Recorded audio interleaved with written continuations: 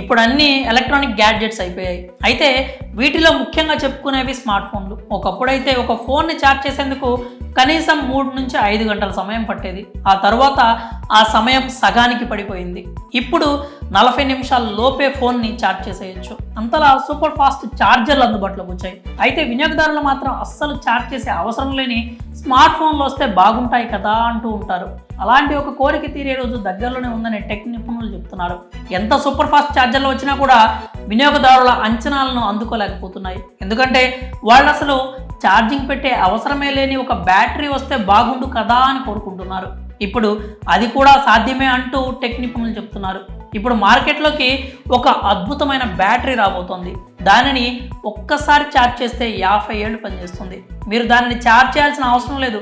దానికి ఎలాంటి మెయింటెనెన్స్ కూడా అవసరం లేదని చెప్తున్నారు. ఈ సూపర్ బ్యాటరీని చైనాకు చెందిన బెటా వోల్ట్ అనే ఒక కంపెనీ తయారు చేస్తుంది.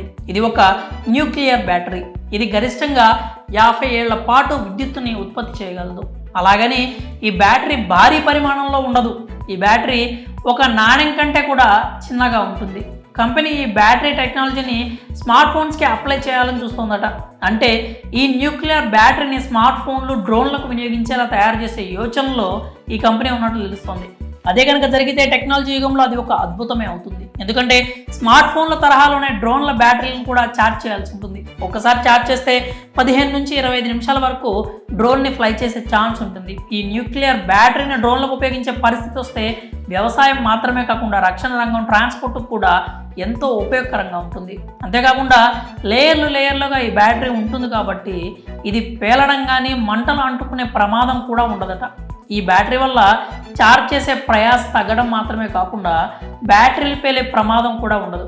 టెక్నాలజీ పరంగా ఈ బ్యాటరీలు సరికొత్త విప్లవమే అవుతుంది. నెట్టింట కూడా ఈ బ్యాటరీల పట్ల ప్రశంసలు కురుస్తున్నాయి. అయితే ధర మాత్రం ఖచ్చితంగా ఎక్కువ ఉంటుందని చెప్తున్నారు. మరోవైపు కొందరు మాత్రం ఇది చైనా కంపెనీ కాబట్టి గ్యారంటీ ఇవ్వలేమంటూ చలోక్తులు కూడా విసురుతున్నారు. మరి చైనా కంపెనీ తయారు చేస్తున్న ఈ బ్యాటరీపై మీ అభిప్రాయాలను కామెంట్స్ రూపంలో తెలియజేయండి.